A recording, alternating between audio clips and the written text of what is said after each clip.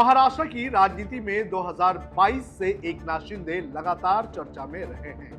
उद्धव ठाकरे से बगावत करने के बाद शिंदे महाराष्ट्र की राजनीति का एक बड़ा चेहरा तो बन गए, लेकिन अब उनके कमजोर होने की चर्चा जोरों में है। कहा जा रहा है कि सत्ता में रहने के बावजूद एकनाथ शिंदे राज्य की राजनीति में सबसे कमजोर खिलाड़ी है। कहा यह भी जा रहा है कि जिस तरह से सत्ता में उन्हें दरकिनार करने की खबरें आ रही है, उससे उनका और उनकी पार्टी का भविष्य काफी खतरे में है। जहां एक तरफ बीजेपी पर उनको दबाने का आरोप लग रहा है, तो वहीं दूसरी तरफ उद्धव और राज के साथ आने से उनके गुट के कमजोर होने की चर्चा हो रही है। लेकिन इन सारी चुनौतियों के बीच किस तरह से शिंदे महानगर पालिका के चुनाव में कमबैक करने की तैयारी कर रहे हैं और इसके लिए क्या रणनीति उन्होंने बनाई है, इसकी चर्चा इस वीडियो में करेंगे। नमस्कार, आप देख रहे हैं लोकमत हिंदी। मेरा नाम है सुनील कनौजी। सबसे पहले बात करेंगे कि कैसे बीएमसी चुनाव से पॉलिटिकल कमबैक करने का काम करेंगे शिंदे। बीएमसी यानी कि मुंबई महानगर पालिका, इसे मिनी असेंबली भी कहा जाता है।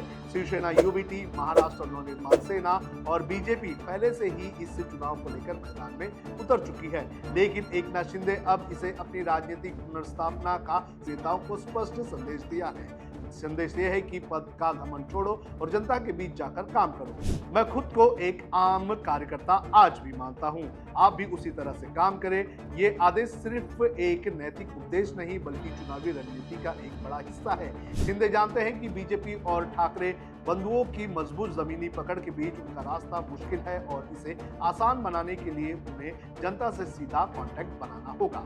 अब बात करते हैं शिंदे की रणनीति क्या है।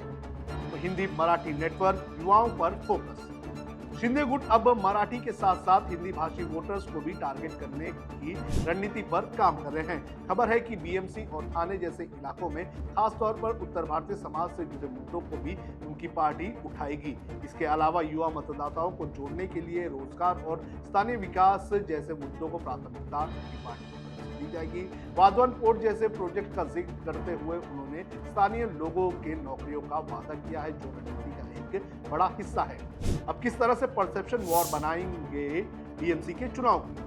बीजेपी की छवि एक मजबूत और संसाधन संपन्न पार्टी है। ठाकरे भाइयों के पास बाला साहब ठाकरे की विरासत है, लेकिन शिंदे के पास अब जमीन से जुड़े नेता की छवि बनाने के अलावा कोई और विकल्प नहीं है। यही कारण है कि वो बार बार अपनी सादगी, लोगों के फोन उठाने और समस्याओं को सुनने की बात कर रहे हैं। ये सब उन्हें एक पारंपरिक शिवसैनिक की छवि में पेश करता है, जो बाला साहेब की सोच से जुड़ा दिखता है, भले ही उन्होंने ठाकरे गुट छोड़ दिया हो। शिंदे के सामने अब अंदरूनी और बाहरी चुनौती क्या क्या है। जहां एक तरफ मुंबई में ठाकरे बंधुओं, बीजेपी और कांग्रेस और एनसीपी को सिर्फ विपक्षी पार्टियों से चुनाव लड़ने की चुनौती मिल रही है, तो वहीं दूसरी तरफ शिंदे के साथ खेल उल्टा है। शिंदे को सिर्फ विपक्ष नहीं बल्कि अपने सहयोगी बीजेपी से भी चुनौती मिल रही है। राजनीतिक गलियारों में इस बात की भी चर्चा है कि सत्ता में रहते हुए शिंदे के पर काटने की कोशिश की जा रही है, फिर चाहे उनके शहरी विकास मंत्रालय के पैसों पर सीएम की परमिशन का फैसला हो या फिर उनके द्वारा पिछली सरकार में लिए गए फैसलों पर जांच बैठाने का फैसला। इन सारे वाक्यों से शिंदे की शिवसेना को कमजोर करने का आरोप लगा है। इस अंदरूनी चुनौती के बाद शिंदे की बाहरी चुनौती ठाकरे बंधु है, जो एक साथ आते हैं हुए नजर आ रहे हैं। अगर राज और उद्धव एक साथ आते हैं तो ये साफ हो जाएगा कि उद्धव सही थे और शिवसेना छोड़कर जाने वाले सभी लोग गलत। गठबंधन कर राज तो अपना डैमेज कंट्रोल कर सकते हैं, लेकिन शिंदे के पास वो ऑप्शन नहीं है। अब क्या शिंदे की रणनीति रंग लाएगी? कमेंट करके जरूर बताइए।